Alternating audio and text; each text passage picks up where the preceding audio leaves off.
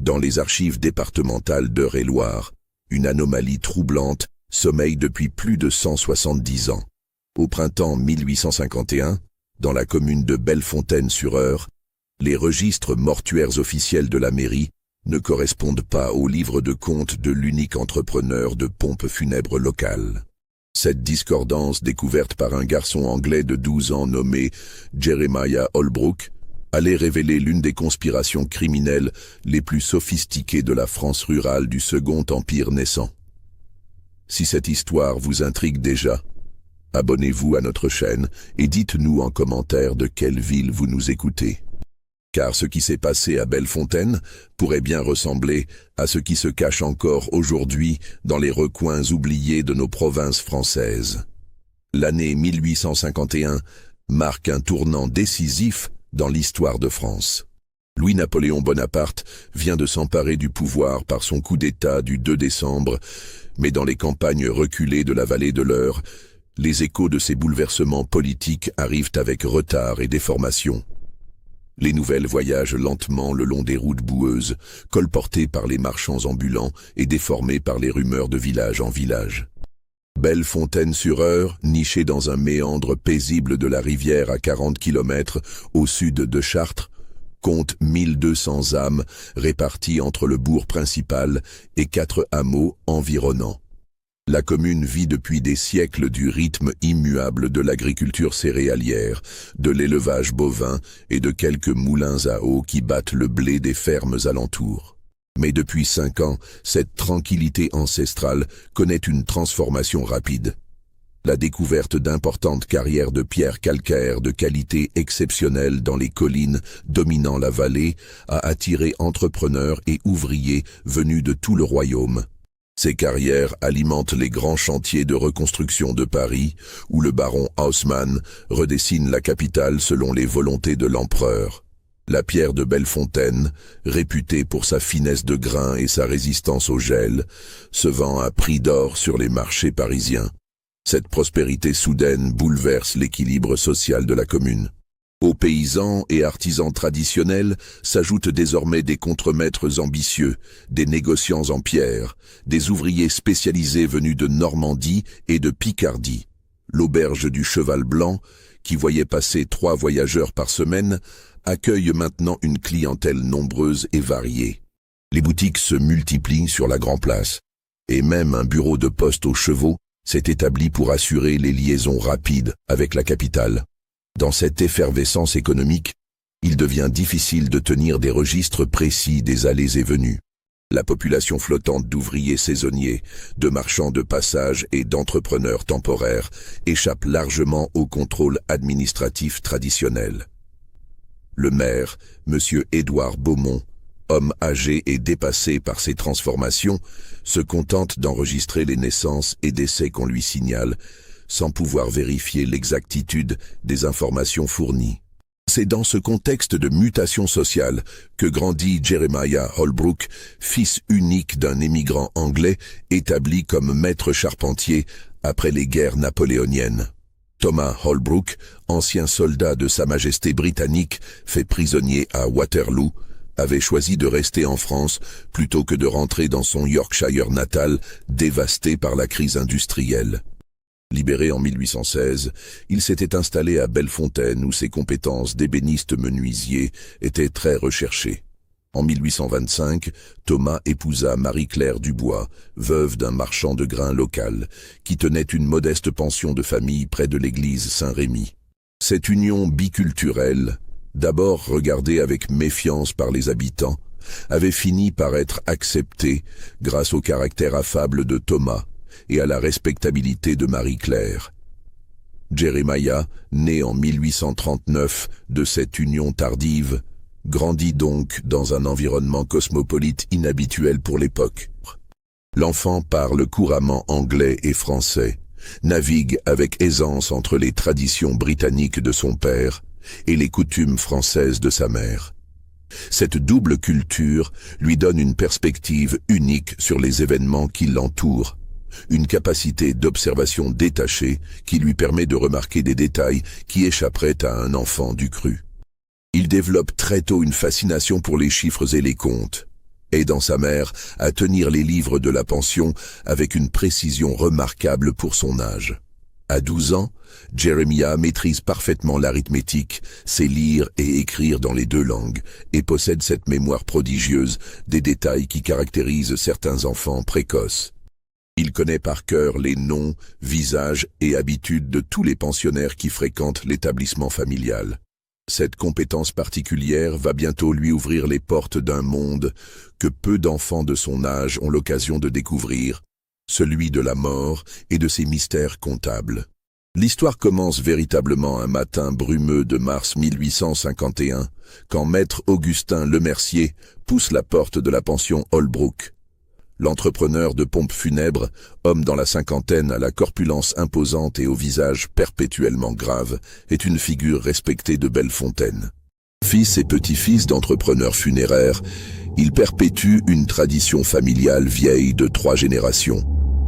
Lemercier dirige depuis 20 ans la seule entreprise de pompes funèbres de la commune et des villages environnants.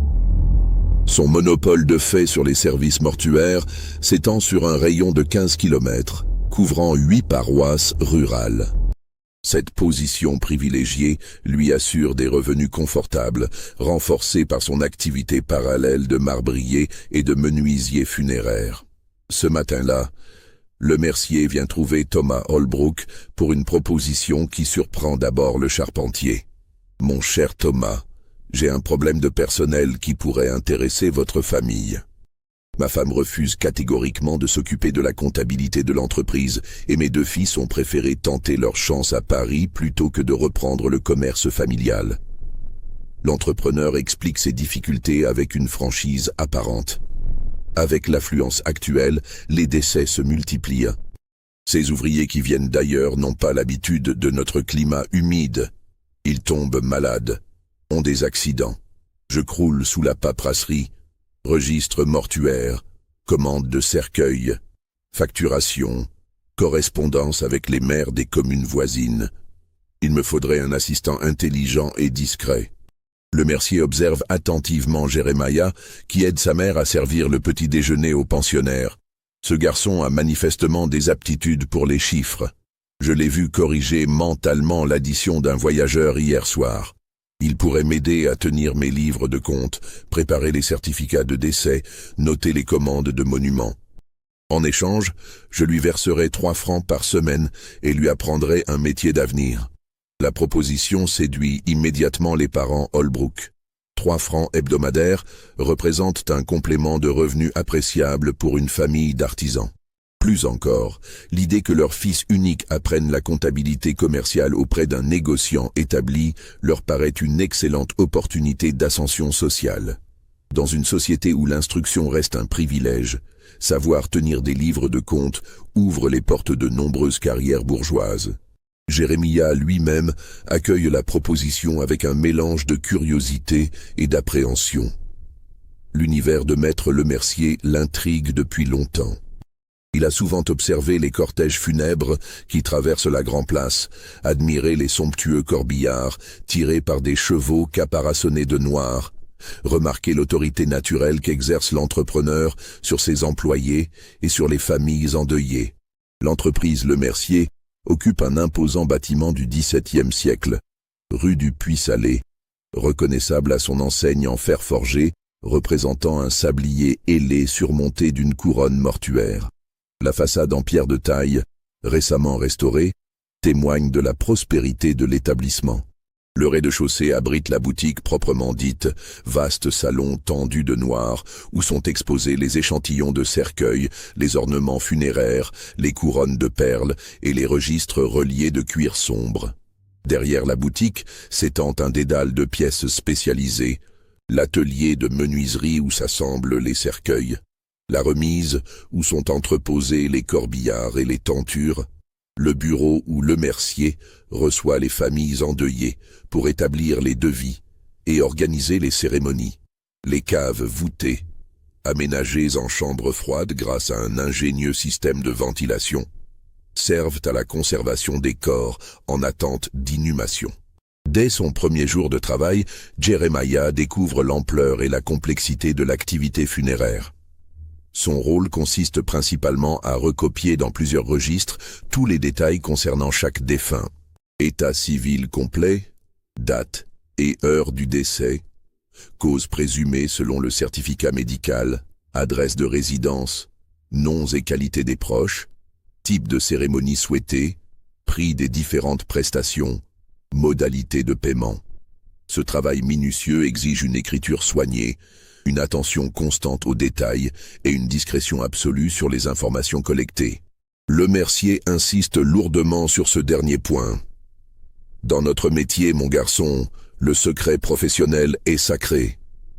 Ce que tu vois et entends ici ne doit jamais être répété à l'extérieur. Les familles nous font confiance pour préserver leur intimité dans les moments les plus douloureux. Dès ses premiers jours, Jeremiah remarque l'affluence inhabituelle de la clientèle.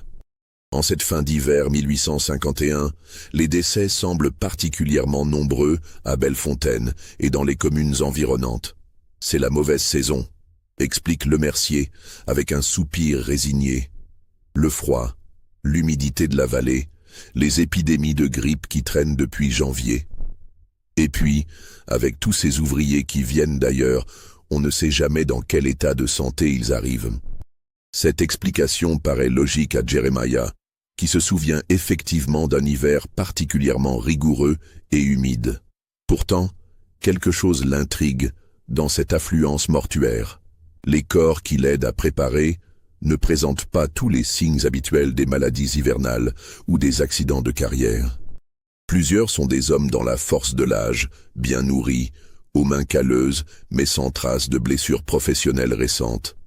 Quand il fait part de ses observations à Lemercier, celui-ci se montre d'abord paternel, puis légèrement agacé. « Tu es encore trop jeune pour comprendre toutes les subtilités de notre métier, mon garçon. La mort frappe souvent de manière inattendue. Un cœur qui lâche, une congestion cérébrale, une chute malencontreuse. Il ne faut pas chercher des mystères là où il n'y en a pas. » Mais Jeremiah possède cette curiosité tenace qui caractérise les enfants intelligents. Plus Lemercier élude ces questions, plus son intérêt s'aiguise. Il commence à observer plus attentivement les détails qui entourent chaque nouveau décès, notant mentalement les incohérences et les coïncidences troublantes. Au fil des semaines, Jeremiah développe une routine précise qui lui permet d'appréhender progressivement tous les aspects de l'entreprise funéraire. Chaque matin à 7 heures, il arrive rue du Puy-Salé, vérifie l'état des corps arrivés pendant la nuit, met à jour les registres avec les nouveaux décès signalés, note les commandes de cercueils et d'ornements funéraires passés par les familles. L'après-midi, il accompagne souvent Lemercier dans ses tournées à travers la commune et les villages environnants.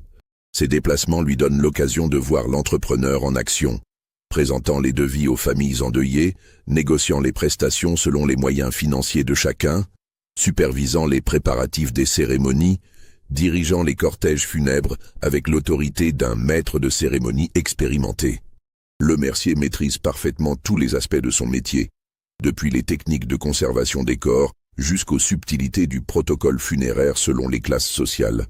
Il sait adapter son discours et ses manières selon qu'il s'adresse à une famille paysanne endeuillée ou à la veuve d'un notable local. Cette versatilité sociale impressionne Jeremiah, qui y voit une forme de talent théâtral.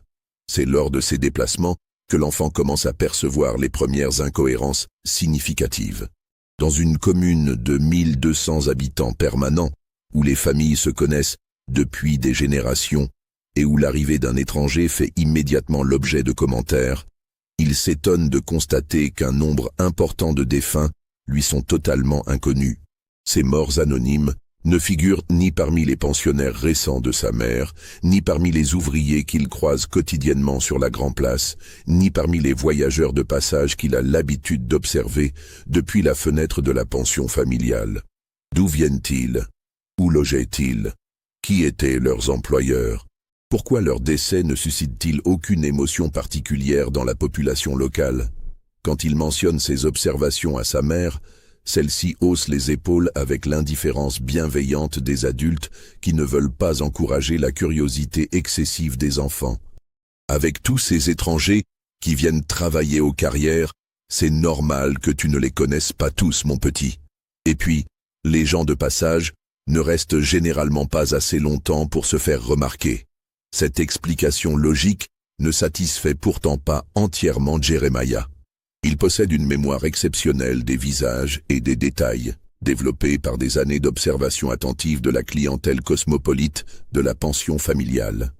Il sait reconnaître au premier coup d'œil un marchand normand d'un artisan picard, distinguer un ouvrier agricole d'un carrier expérimenté, identifier les signes vestimentaires qui trahissent l'origine géographique et sociale des voyageurs. Or, plusieurs des défunts qu'il a aidés à préparer ne correspondent à aucune catégorie connue. Leurs vêtements, de bonne qualité mais usagés, suggèrent des artisans ou des ouvriers spécialisés plutôt que des manœuvres occasionnelles. Leurs mains portent les traces d'activités manuelles variées, mais pas spécifiquement liées aux carrières locales. Leurs effets personnels révèlent souvent des origines géographiques lointaines. Porte-monnaie en cuir de Cordoue, mouchoirs brodés aux initiales illisibles, montres de gousset portant des poinçons d'orfèvre parisiens. Un détail frappe particulièrement Jeremiah. La plupart de ces inconnus portent sur eux des sommes d'argent importantes. Ils le constatent en vidant leurs poches avant la mise en bière, selon la procédure habituelle dictée par le mercier. Ces fonds, qui varient entre 50 et 150 francs selon les cas, représentent des montants considérables pour des ouvriers itinérants. Le mercier récupère systématiquement cet argent, affirmant qu'il servira à payer les frais funéraires ou sera remis aux familles si elles se manifestent. Mais Jeremiah n'a jamais vu de famille venir réclamer ses effets personnels, ni entendu parler de recherches particulières concernant ces morts anonymes. Plus troublant encore, plusieurs de ces décès présentent des caractéristiques médicales étranges. Jeremiah, qui aide le mercier à préparer les corps pour la mise en bière, remarque des contusions précises à la nuque, des ecchymoses aux poignets suggérant qu'ils ont été entravés, des traces de cordes au cou qui ne correspondent manifestement pas à des pendaisons volontaires.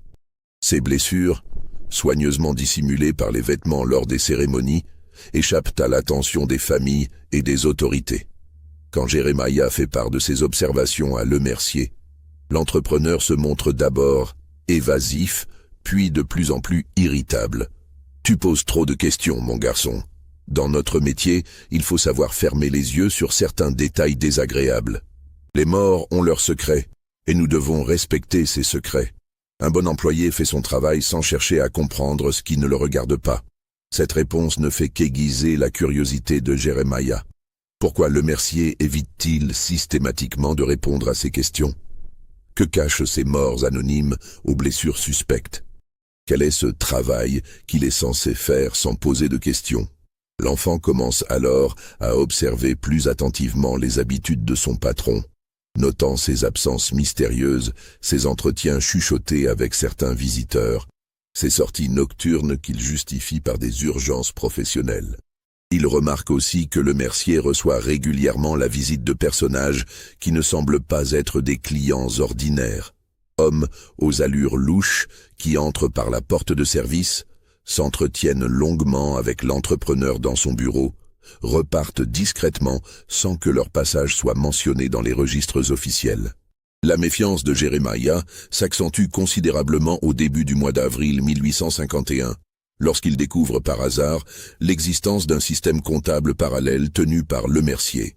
Un matin, arrivé plus tôt que d'habitude à l'entreprise funéraire, il surprend son patron en train de recopier méticuleusement des informations dans un carnet de cuir rouge dissimulé derrière une pile de catalogues de monuments funéraires.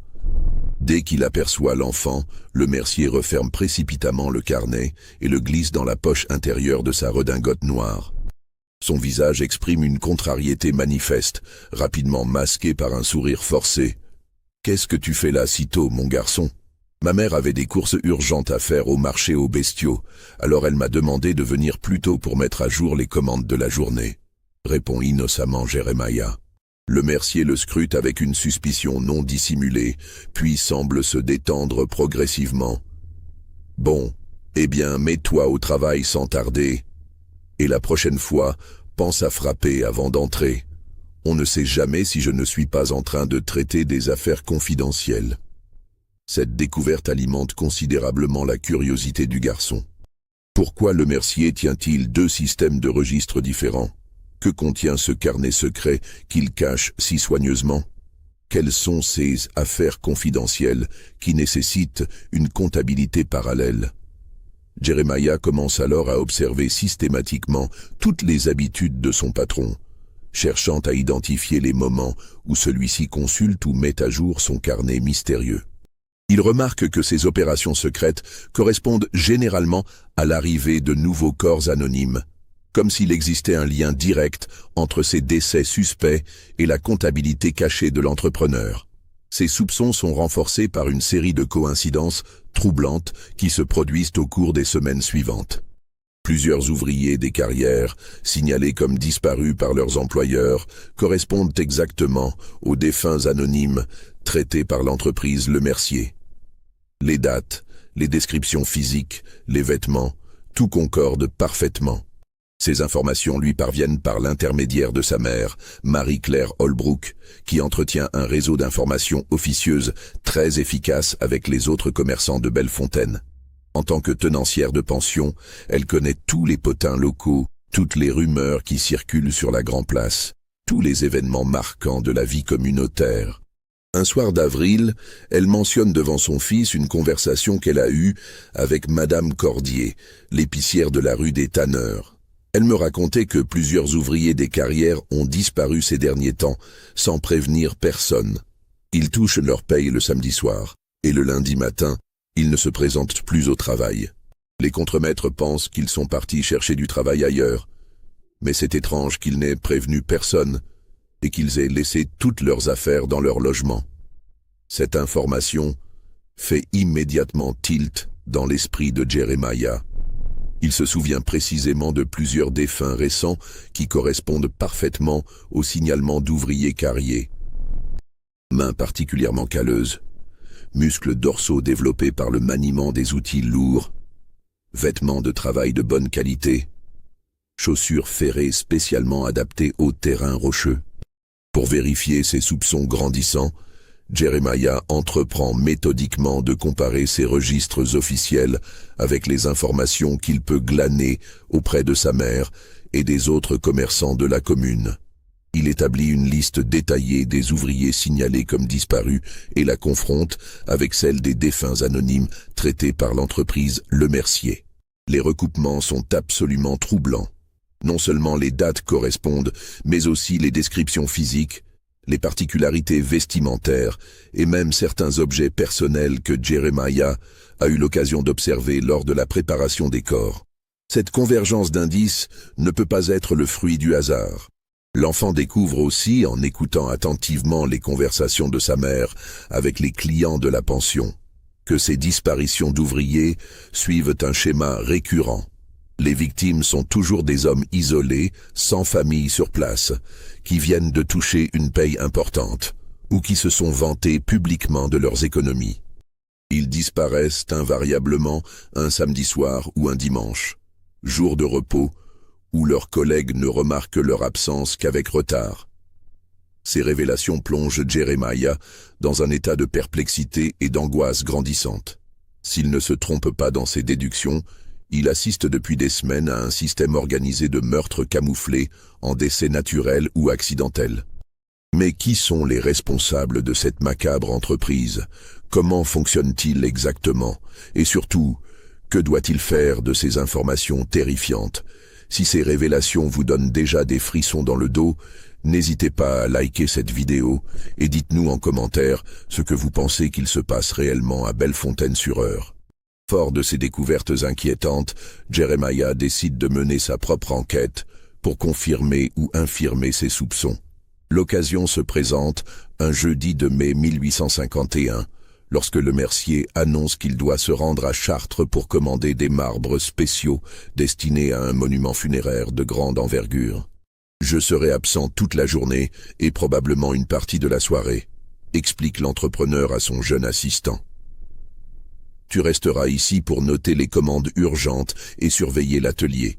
Si quelqu'un vient déposer un corps, Tu le dirigeras vers la chambre froide et tu prendras note de tous les détails dans le registre habituel. Cette absence prolongée offre à Jeremiah l'opportunité rêvée de fouiller méthodiquement l'entreprise à la recherche du fameux carnet secret et d'éventuelles autres preuves. Dès que Lemercier disparaît au tournant de la rue du Puy-Salé, l'enfant commence ses investigations. Il commence par le bureau de l'entrepreneur, fouillant systématiquement tous les tiroirs, tous les dossiers, tous les recoins où pourrait être dissimulé le carnet de cuir rouge. Cette recherche minutieuse ne donne aucun résultat.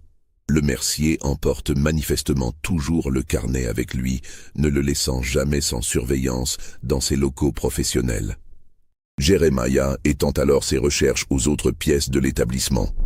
L'atelier de menuiserie, la remise au corbillard, les diverses réserves où s'entassent cercueils, ornements funéraires et tentures de cérémonie.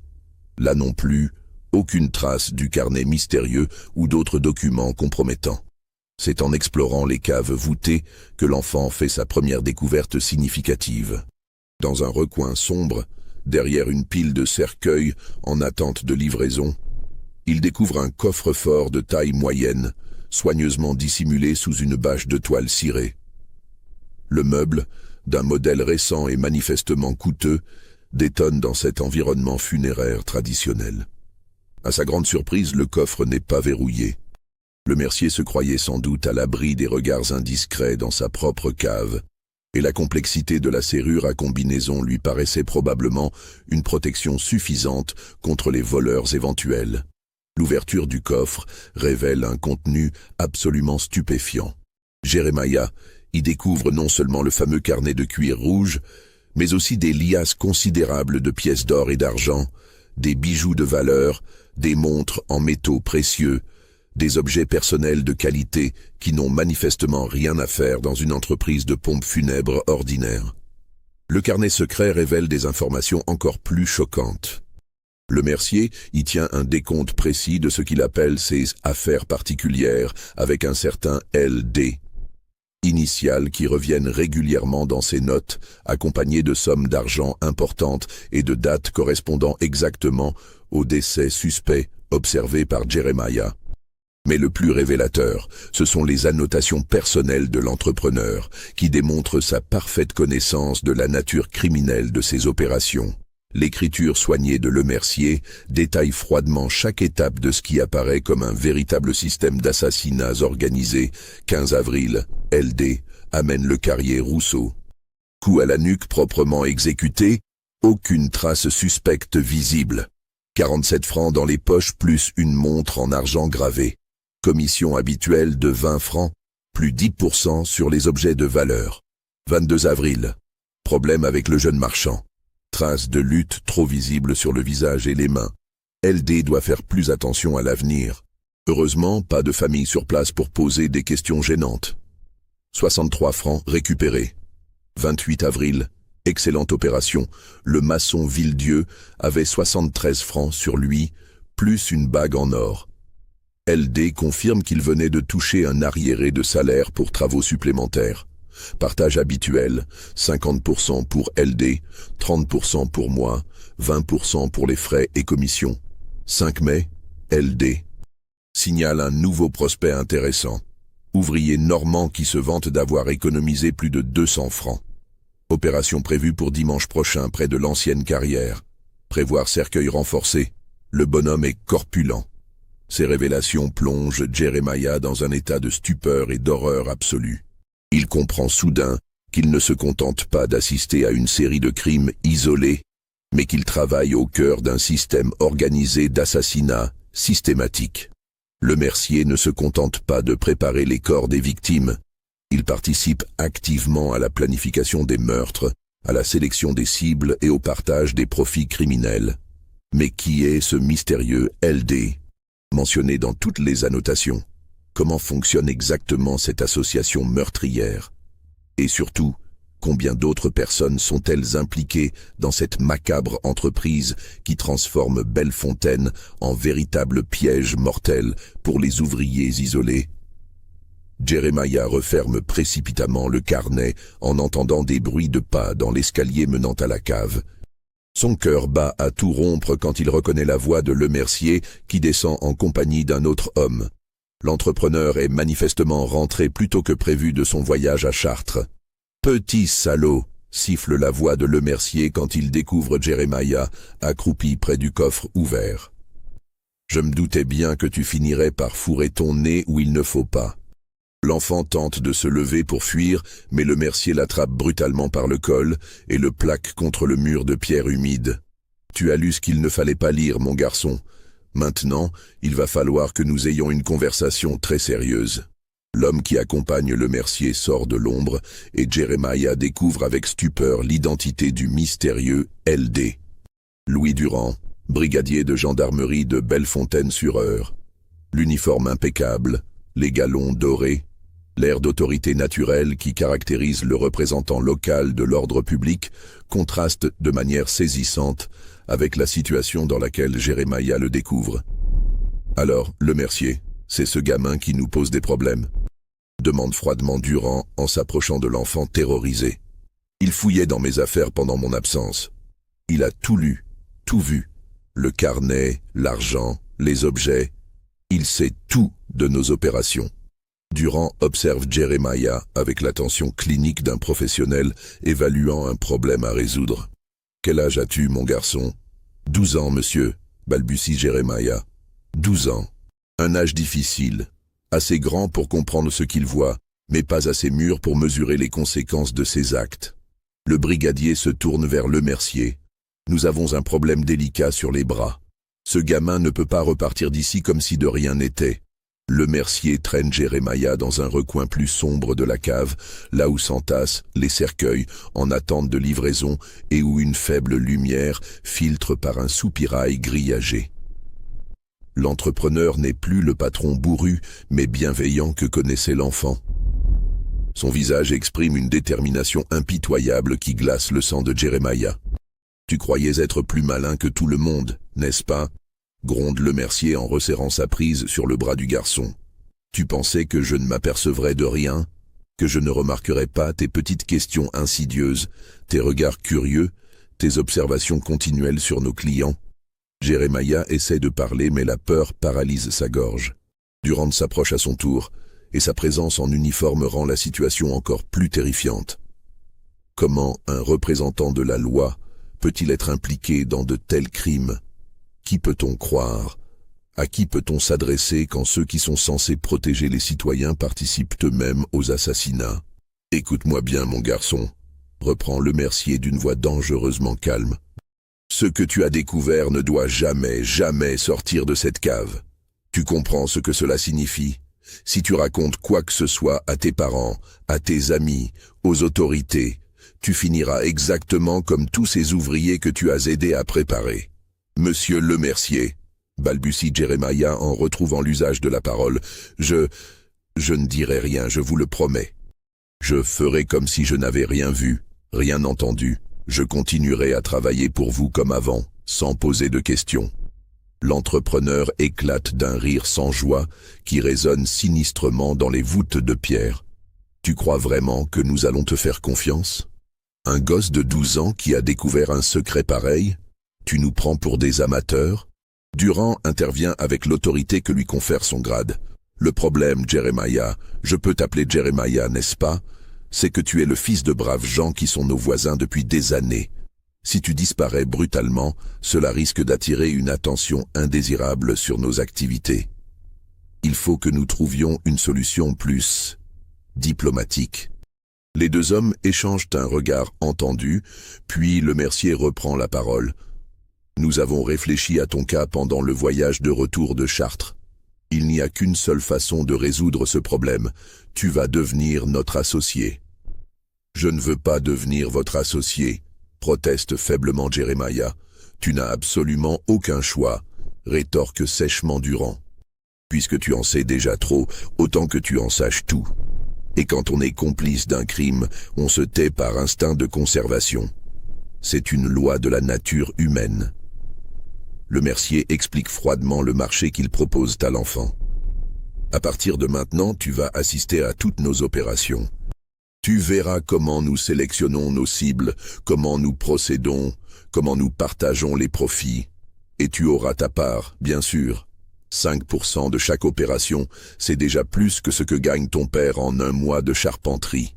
Mais c'est mal, s'exclame Jeremiah avec l'indignation naïve de l'enfance.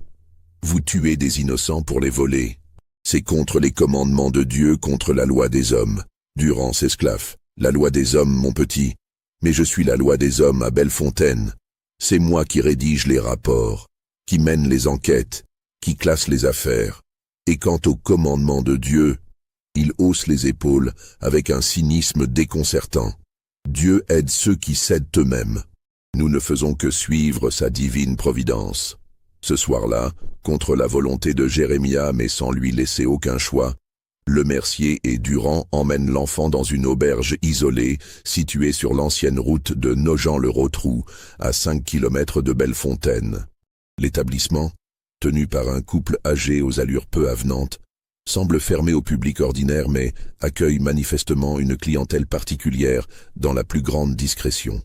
Dans une arrière-salle enfumée aux murs noircis par des années de fumée de pipe et de chandelles, Jeremiah découvre avec stupeur l'ampleur véritable du réseau criminel qui sévit dans la région.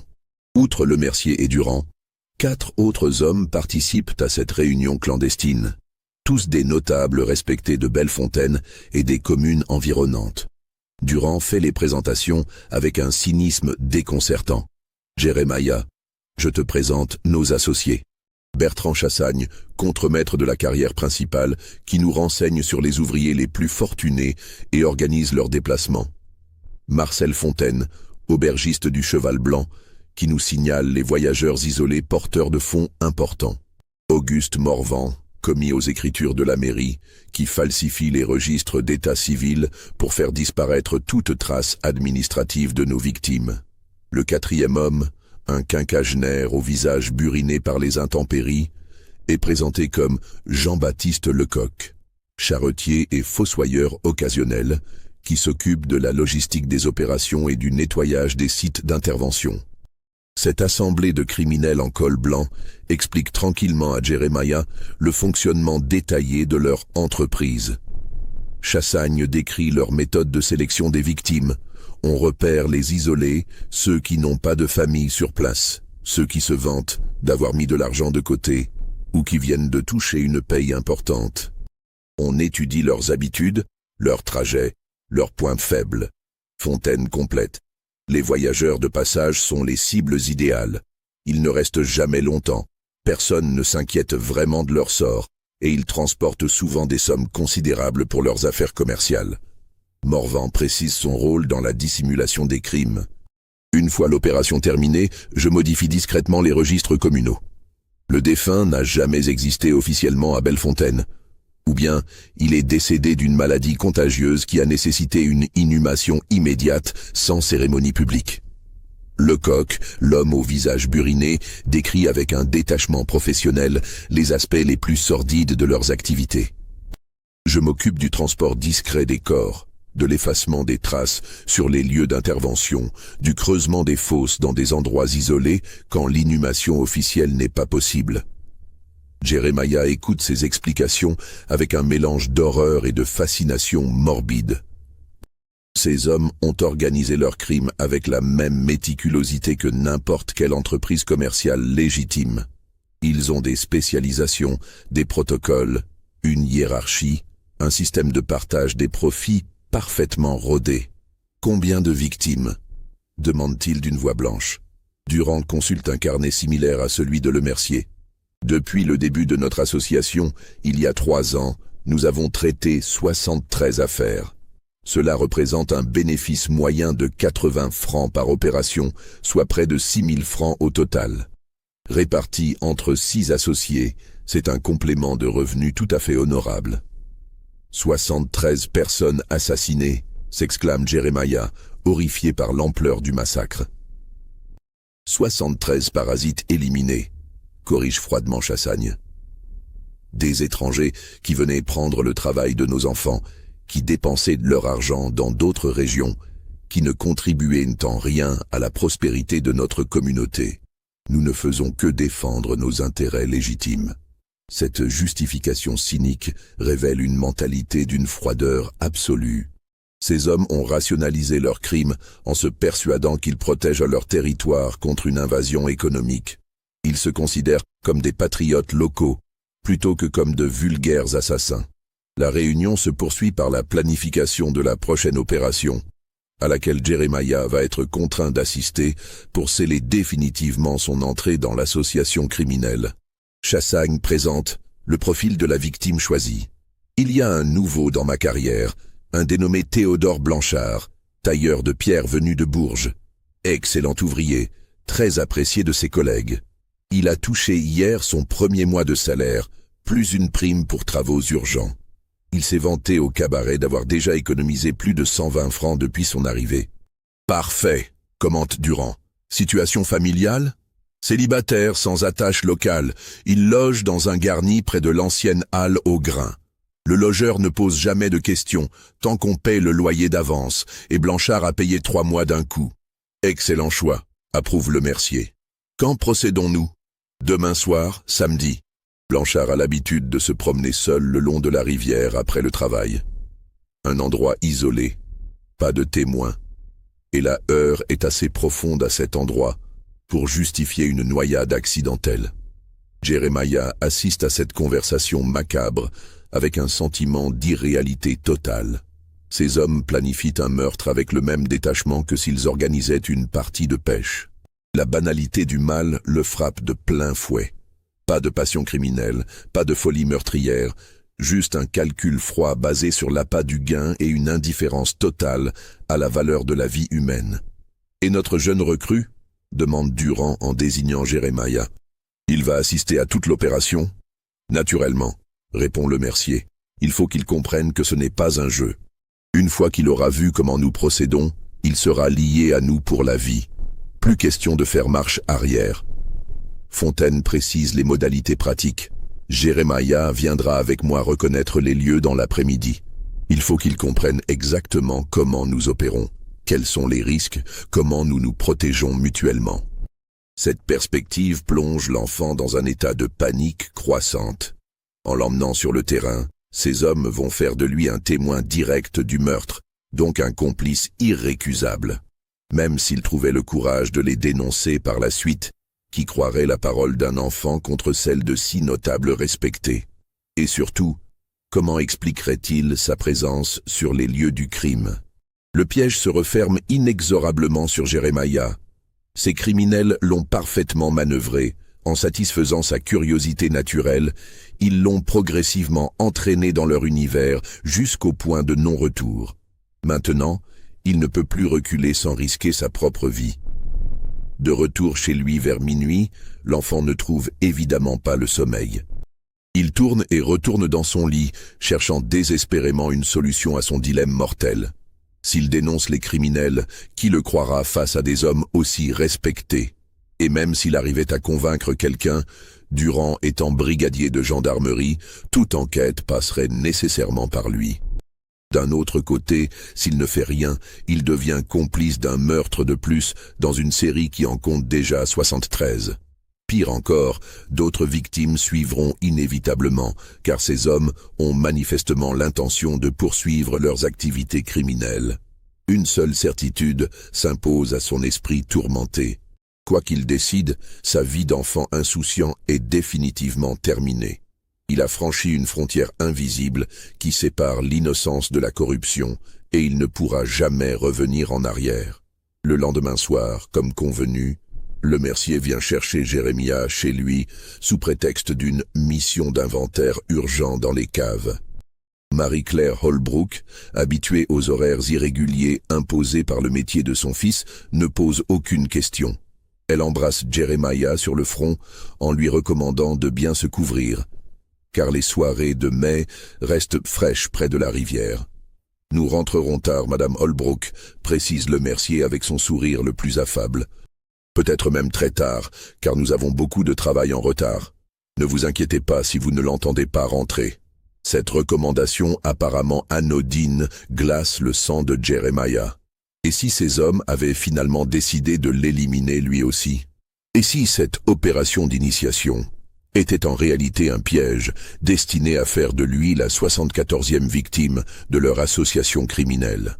Lemercier et Jeremiah se dirigent vers les berges de l'Eure, dans un secteur isolé situé en amont du moulin Thibault, là où la rivière forme un coude profond bordé de saules pleureurs. L'endroit, pittoresque en plein jour, prend un aspect sinistre à la tombée du soir. Les branches des arbres se reflètent dans l'eau sombre comme des bras de noyés, et le clapotis du courant évoque des murmures d'outre-tombe. Ils retrouvent les autres membres de l'association dans une cabane de pêcheurs abandonnée, construction de planches disjointes, qui sert manifestement de quartier général pour leurs opérations riveraines. Durand a revêtu des vêtements civils sombres et porte une solide matraque de bois dur. Chassagne tient une lanterne sourde dont il masque soigneusement la lumière. Fontaine a apporté des cordes et un sac de toile qui ne laisse aucun doute sur sa destination. Blanchard ne devrait plus tarder, murmure Chassagne en consultant sa montre de gousset. Il a quitté le cabaret il y a un quart d'heure selon nos guetteurs. Il suit toujours le même itinéraire, le pont de pierre puis le sentier des pêcheurs jusqu'au Grand Chêne. Parfait, approuve Durand. Morvan est en position?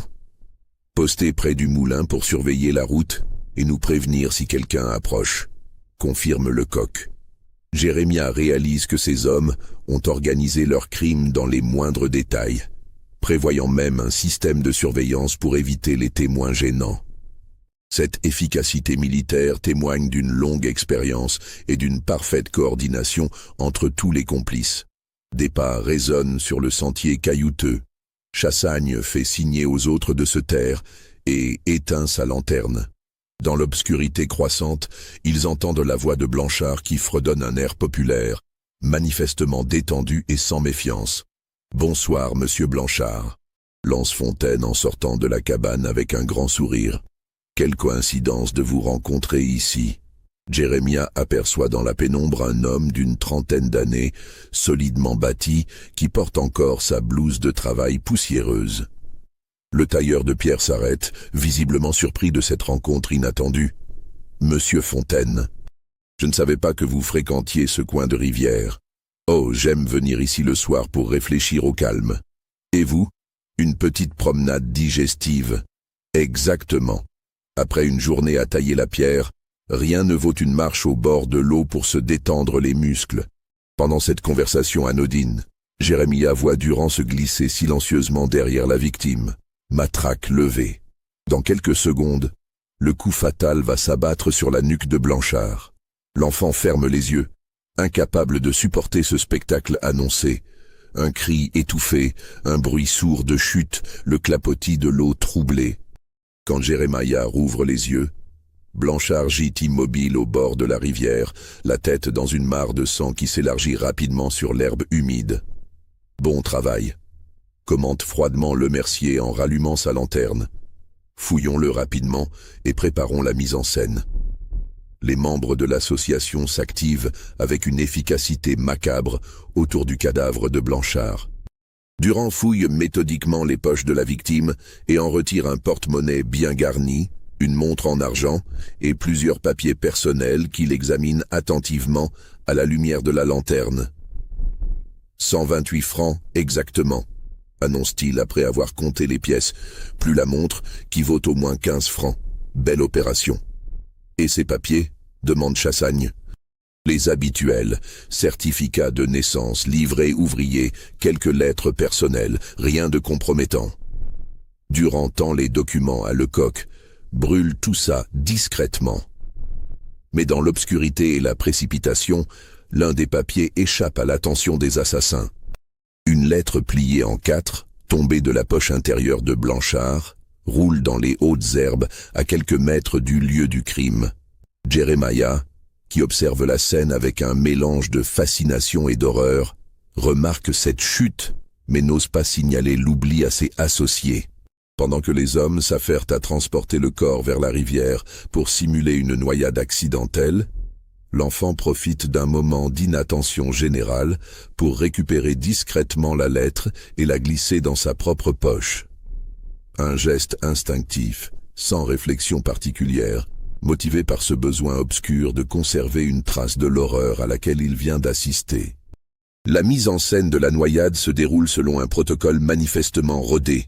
Lecoq et Chassagne immergent le corps dans la partie la plus profonde du méandre, l'alourdissent avec des pierres pour qu'il reste au fond, puis perturbent la vase et les roseaux pour effacer toute trace de leur intervention.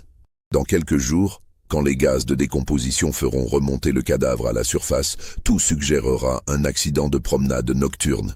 Parfait, commente Durand en inspectant le résultat.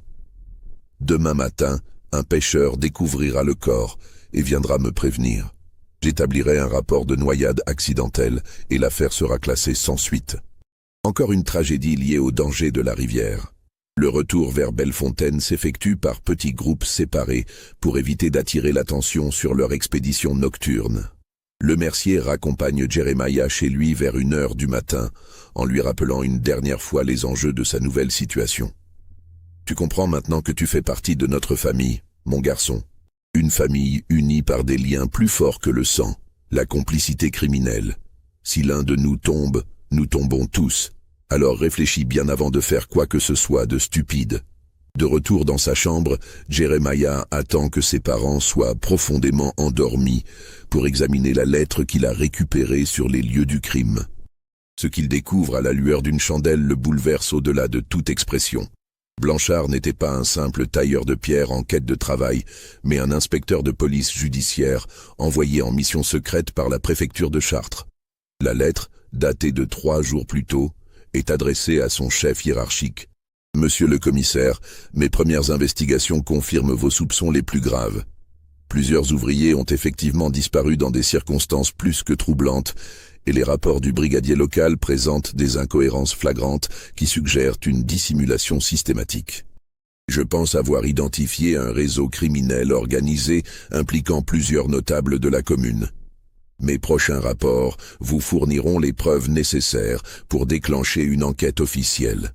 Cette révélation transforme complètement la perception qu'a Jeremiah de la situation. L'association criminelle ne se contente pas d'assassiner des ouvriers anonymes. Elle vient d'éliminer un représentant officiel de la justice.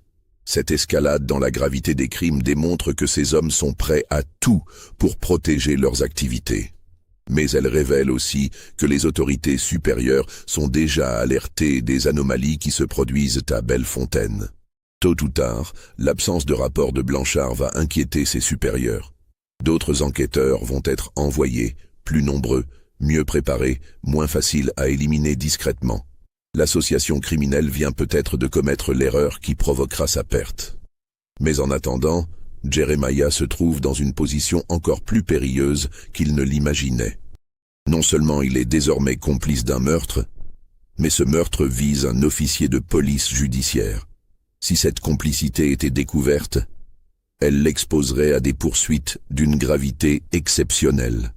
Les jours qui suivent le meurtre de Blanchard plongent Jeremiah dans un état de tension nerveuse extrême. Il continue à travailler chez Le Mercier en s'efforçant de paraître normal. Mais chaque regard de son patron lui semble chargé de menaces.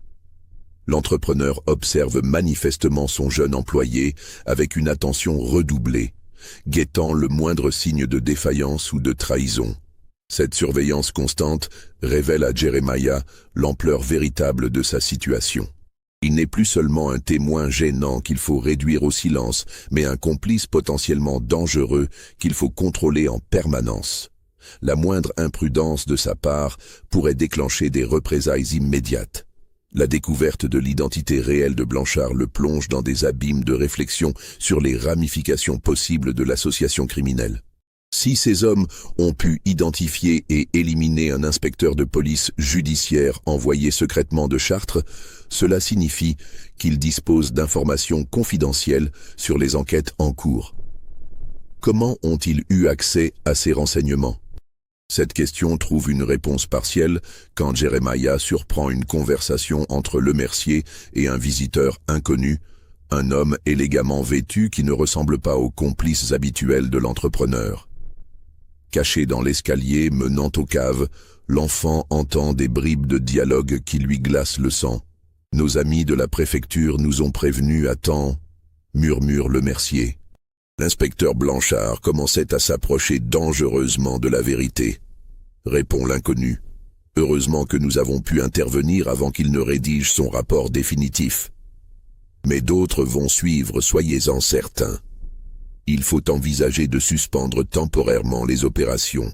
Cette conversation révèle que l'association criminelle dispose de complicité au sein même de l'administration préfectorale. Des fonctionnaires corrompus les renseignent sur les enquêtes en cours, leur permettant d'anticiper les dangers et d'éliminer les enquêteurs trop perspicaces. Le réseau criminel s'étend donc bien au-delà de Bellefontaine et implique des personnalités d'un niveau hiérarchique élevé. Cette découverte accable Jeremiah plus encore que les précédentes. Contre qui peut-il lutter si la corruption gangrène les autorités jusqu'au niveau départemental? À qui peut-il s'adresser si les canaux officiels de la justice sont infiltrés par les criminels eux-mêmes? Une semaine après le meurtre de Blanchard, Jeremiah assiste à une nouvelle réunion de l'association dans l'auberge isolée. L'ambiance est sensiblement différente des fois précédentes, plus tendue, plus inquiète, marquée par la conscience que leur impunité n'est peut-être plus aussi assurée qu'ils le croyaient. Durand ouvre la séance par un rapport de situation préoccupant. Nos contacts à Chartres nous signalent que la disparition de l'inspecteur Blanchard commence à susciter des questions embarrassantes. Ses supérieurs s'attendaient à recevoir un rapport intermédiaire cette semaine. Son silence prolongé va inévitablement déclencher l'envoi d'une équipe d'enquête plus importante. Chassagne s'agite nerveusement sur sa chaise. Combien de temps avons-nous avant qu'il n'arrive? Difficile à dire. Peut-être une semaine, peut-être un mois. Cela dépendra de l'urgence qu'ils accordent à cette affaire. Durand consulte ses notes. Ce qui est certain, c'est que nous devons modifier notre mode opératoire. Plus d'élimination d'ouvriers locaux pendant quelque temps. Trop de disparitions simultanées finiraient par attirer l'attention. Le Mercier manifeste son désaccord. Nous ne pouvons pas arrêter complètement nos activités. Nous avons des frais fixes, des parts à verser à nos protecteurs, des habitudes de vie à maintenir. Une interruption totale paraîtrait suspecte. Je ne parle pas d'arrêt total, précise Durand, mais de diversification géographique. Il faut étendre nos opérations aux communes voisines, varier les méthodes, espacer les interventions. Fontaine suggère une alternative. Nous pourrions nous concentrer temporairement sur les voyageurs de passage. Moins de risques, moins de liens avec la population locale et souvent des bénéfices plus importants. Cette discussion révèle à Jeremiah que l'association criminelle ne se limite pas à Bellefontaine, mais envisage d'étendre ses activités à toute la région. Combien d'autres communes vont devenir des terrains de chasse pour ces prédateurs? Combien d'innocents vont périr pour satisfaire leur appétit de profit? Morvan prend la parole pour exposer les modifications qu'il a apportées aux registres officiels. J'ai effacé toute trace administrative du passage de Blanchard à Bellefontaine.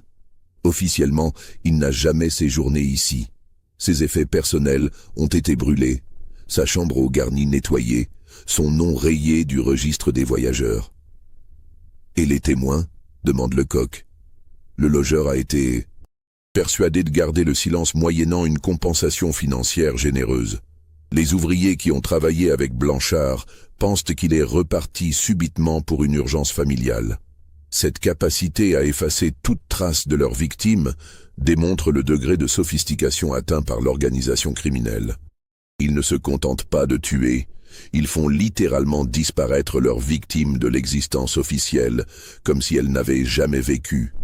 La réunion se poursuit par la planification des prochaines opérations, adaptées au nouveau contexte sécuritaire. Jeremiah écoute avec horreur la description de méthodes encore plus raffinées pour attirer les victimes dans des pièges mortels, pour dissimuler les crimes, pour échapper aux enquêtes éventuelles.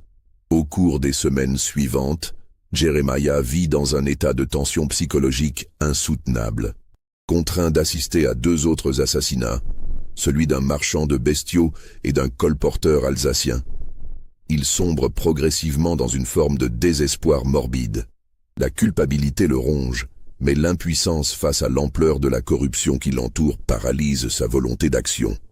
C'est un événement apparemment mineur qui va déclencher le dénouement de cette tragédie.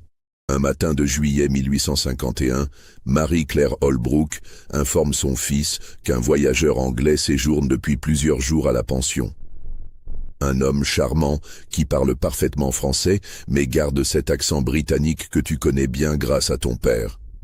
Il se dit négociant en dentelle en route pour Paris.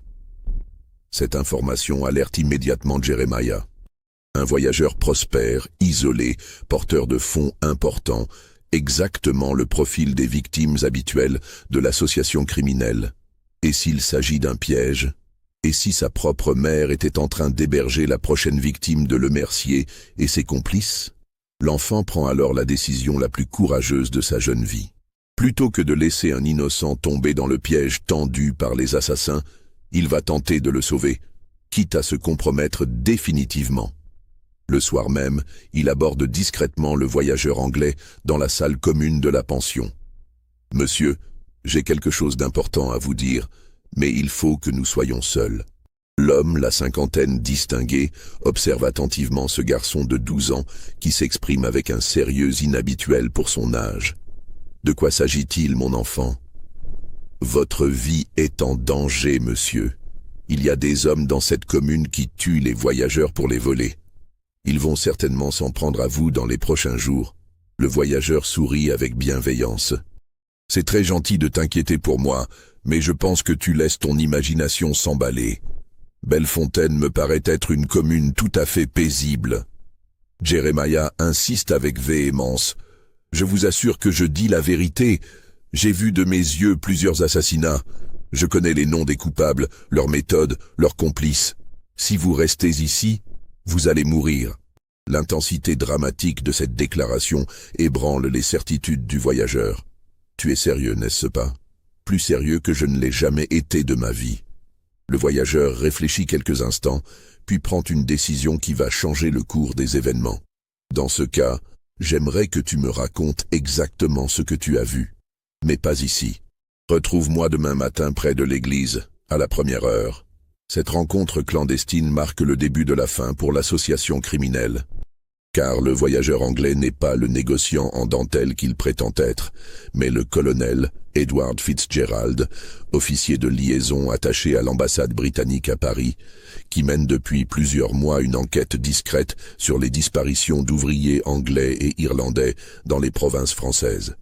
La confession détaillée de Jeremiah, étayée par la lettre de l'inspecteur Blanchard qu'il a conservée secrètement, fournit à Fitzgerald les preuves qu'il cherchait depuis des mois. Mais plus encore, elle lui révèle l'existence d'un réseau criminel d'une ampleur qu'il n'avait pas soupçonnée. « Mon garçon, » dit-il à Jeremiah après avoir écouté son récit, « tu viens de me donner les clés d'une affaire qui dépasse largement le cadre de Bellefontaine. Ce que tu décris n'est pas un phénomène local, mais un système organisé qui sévit probablement dans plusieurs départements. » Fitzgerald explique à l'enfant qu'il dispose, grâce à sa position diplomatique, de moyens d'action que n'ont pas les autorités françaises locales. Il peut transmettre les informations directement au ministère de l'Intérieur à Paris, en court-circuitant les échelons intermédiaires corrompus. « Mais cela va prendre du temps, » précise-t-il. « En attendant, tu es en grand danger. Ces hommes ne doivent surtout pas soupçonner que tu m'as parlé. » Les semaines qui suivent cette révélation sont les plus angoissantes de la vie de Jeremiah. Il doit continuer à jouer son rôle de complice docile auprès de Lemercier et ses associés, tout en sachant que les rouages de la justice se mettent lentement en marche pour les confondre. Fitzgerald a tenu parole. Utilisant ses contacts diplomatiques, il a transmis le dossier directement au cabinet du ministre de l'Intérieur. Une enquête secrète est discrètement lancée, menée par des inspecteurs spéciaux venus de Paris et immunisés contre la corruption locale. Le premier signe de ce changement de donne apparaît fin août 1851, quand un nouveau brigadier de gendarmerie est soudainement affecté à Bellefontaine. Officiellement, il s'agit d'une mutation de routine pour réorganiser les services départementaux. En réalité, Durand vient d'être dessaisi de ses fonctions et placé sous surveillance discrète. Cette nomination inattendue sème l'inquiétude parmi les membres de l'association criminelle. Lors de leur réunion mensuelle, l'atmosphère est tendue à l'extrême. Durand, privé de ses prérogatives officielles, ne peut plus garantir l'impunité de leurs activités. Il faut envisager de dissoudre temporairement notre association, propose Chassagne, le temps que la situation se stabilise. Dissoudre, s'indigne Lemercier. Nous abandonner mutuellement après 3 ans de collaboration fructueuse, c'est exactement ce qu'attendent nos ennemis. Cette discussion révèle les failles qui commencent à lézarder l'organisation criminelle. La peur fait ressurgir les égoïsmes individuels, chacun songeant d'abord à protéger ses propres intérêts. Morvan apporte des nouvelles encore plus alarmantes. J'ai des échos inquiétants en provenance de la préfecture. Il paraît qu'une enquête spéciale est en cours sur les anomalies statistiques dans notre canton. Trop de décès par rapport à la population, trop de disparitions inexpliquées. Des noms ont été cités, demande anxieusement Fontaine. Pas encore, mais il s'intéresse de très près au registre mortuaire. J'ai fait de mon mieux pour masquer les irrégularités, mais un examen approfondi risque de révéler les falsifications. Cette perspective d'une enquête officielle approfondie provoque une panique croissante au sein du groupe. Lecoq suggère une solution radicale. Il faudrait peut-être envisager d'éliminer les témoins gênants, en commençant par le gamin. Un silence glacial accueille cette proposition. Tous les regards se tournent vers Jeremiah, qui sent son sang se figer dans ses veines. Ces hommes sont-ils vraiment prêts à assassiner un enfant de 12 ans pour protéger leur secret? Lemercier réfléchit quelques instants avant de répondre. Le problème, c'est que Jeremiah fait partie de notre famille depuis des mois. Sa disparition soudaine poserait des questions auxquelles nous aurions du mal à répondre. Il vaut mieux le garder sous contrôle strict en attendant que la situation s'éclaircisse. Cette décision accorde à Jeremiah un sursis dont il mesure toute la précarité. Il sait désormais que sa vie ne tient qu'à un fil et que le moindre soupçon de trahison de sa part déclencherait son élimination immédiate. L'effondrement final de l'association criminelle survient de manière spectaculaire le 15 septembre 1851.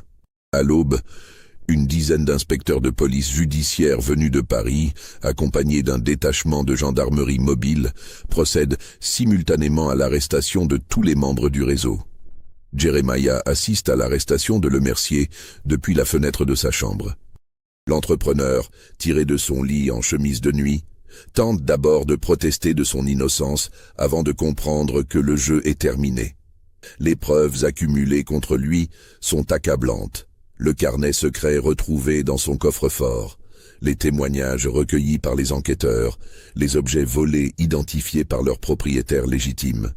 L'opération, minutieusement préparée pendant des semaines, ne laisse aucune chance d'évasion aux criminels. Durand, Chassagne, Fontaine, Morvan, Lecoq, tous sont appréhendés dans l'heure qui suit le lever du soleil. Leurs domiciles sont perquisitionnés, leurs biens saisis, leurs complices identifiés. La nouvelle de ces arrestations massives se répand comme une traînée de poudre dans Bellefontaine et les communes environnantes. Les habitants découvrent avec stupeur que des notables qu'ils côtoyaient quotidiennement depuis des années étaient en réalité des assassins. Cette révélation ébranle profondément la confiance de la population dans ses élites locales. Jeremiah, en tant que témoin principal de l'accusation, est placé sous la protection des autorités judiciaires. Le colonel Fitzgerald, qui a supervisé discrètement toute l'enquête, s'assure personnellement que l'enfant ne court plus aucun danger. « Tu as fait preuve d'un courage exceptionnel », lui dit-il lors de leur dernière rencontre. « Sans ton témoignage, ces criminels auraient continué leurs méfaits pendant des années encore. Tu as sauvé de nombreuses vies innocentes. » Cette reconnaissance officielle ne suffit pourtant pas à apaiser les tourments intérieurs de Jeremiah. L'enfant reste hanté par les horreurs auxquelles il a assisté, par sa complicité forcée dans plusieurs assassinats, par les cauchemars qui peuplent désormais ses nuits. Le procès de l'association criminelle de Bellefontaine s'ouvre en février 1852 devant la cour d'assises d'Eure-et-Loir. L'affaire fait sensation dans toute la France, révélant au grand public l'existence de réseaux criminels d'une sophistication inattendue dans les campagnes provinciales. Jeremiah, malgré son jeune âge, est appelé à témoigner en tant que témoin principal. Son récit détaillé, sa mémoire précise des faits, sa connaissance intime du fonctionnement de l'association impressionnent magistrats et jurés. Mais cette exposition publique ravive les traumatismes qu'il a subis et compromet ses chances de retrouver une vie normale. Le verdict ne fait aucun doute. Le Mercier, Durand, Chassagne et Lecoq sont condamnés à mort et exécutés dans la cour de la prison de Chartres. Fontaine et Morvan, reconnus coupables de complicité, écopent de 20 ans de travaux forcés. Plusieurs complices mineurs, notamment des indicateurs et des receleurs, sont condamnés à des peines de prison ferme. Cette justice implacable ne suffit pourtant pas à effacer les séquelles psychologiques laissées par cette affaire.